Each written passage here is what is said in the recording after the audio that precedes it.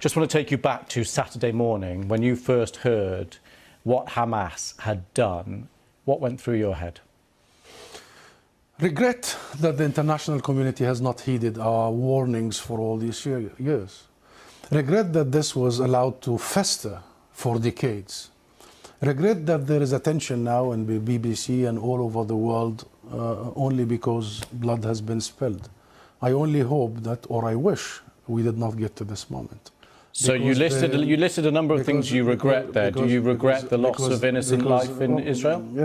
Every loss of life is regrettable, of course, and tragic. Absolutely. The question is, how do we stop this? How do we provide an alternative path? How do we learn the lessons and the mistakes of the past? How do we treat the Palestinian people after 100 years of suffering equally to all other nations? How do we stop this demise into the mayhem that you have described? Do not underestimate people's will and desire for freedom, to end occupation and captivity. This isn't about Hamas only.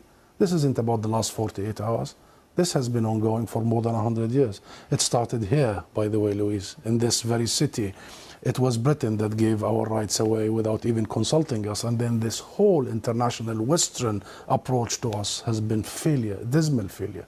This is about time that we really give a different path because there is no other alternative. As our ambassador to the UN just said, justice, not vengeance, and peace, not war. And we, the Palestine National Movement, we, the PLO, have given that alternative avenue 30 years ago. We have recognized Israel. We have committed to negotiations and nonviolence.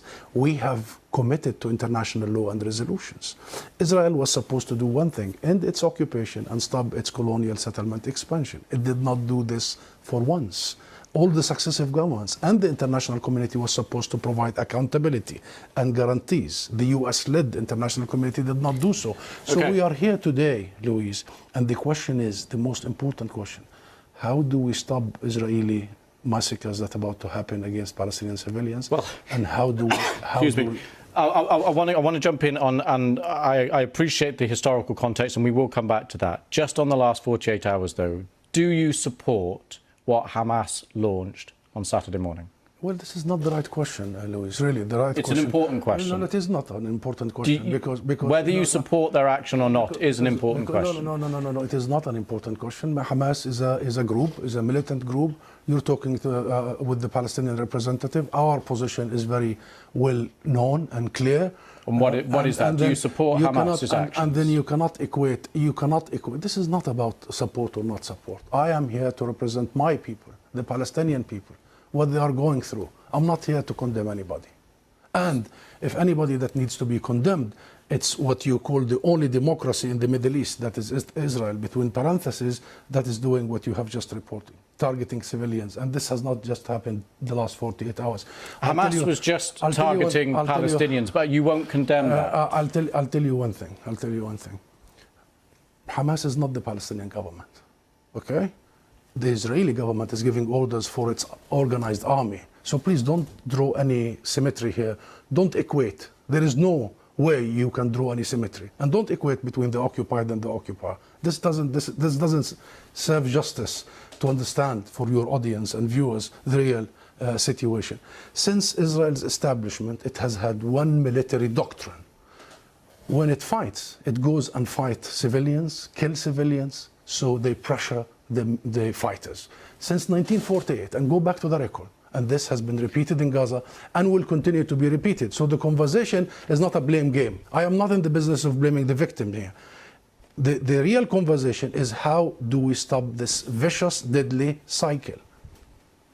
You just condemned Israel for killing civilians, and you won't condemn Hamas for killing civilians. How many times you have interviewed Israeli officials, Louise? Hundreds of times. Hundreds of times. How many times Israel have committed war crimes right live on your own cameras? Do you start by asking them to condemn themselves? Have you? You don't. You don't. No, I'll answer that question. You don't. You know why I refuse to answer this question? Because I refuse the premise of it. Because at the very heart of it is misrepresentation of the whole thing. Because it's the Palestinians that are always expected to condemn themselves. I mean, come on, this is a political conflict. We have been denied our rights for a long time. So this is the wrong starting point. The right starting point is to focus on the root causes, is to try and get out of this extreme dark tunnel, as opposed to this business by BBC and the mainstream media for 75 years. You bring us here whenever there are Israelis who are killed. Did you bring me here when many Palestinians in the West Bank, more than 200 over the last few months?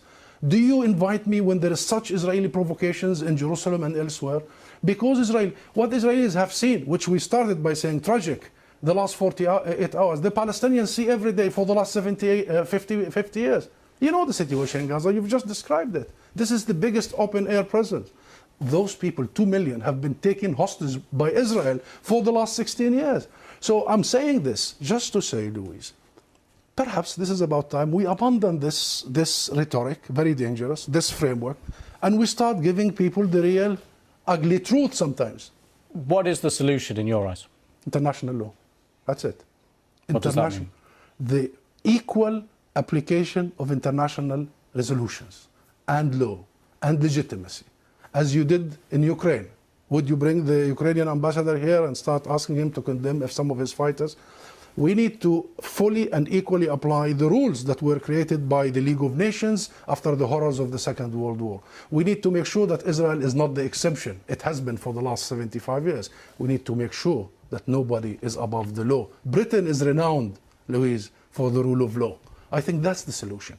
Israel is an occupying force. It is responsible to provide protection for the people under its occupation. And should they commit crimes and crimes against humanity in the coming hours and weeks, it must be held accountable by the international community and the international judicial system. Husam, Zomlot, thank you very much for coming on the programme. Thank you.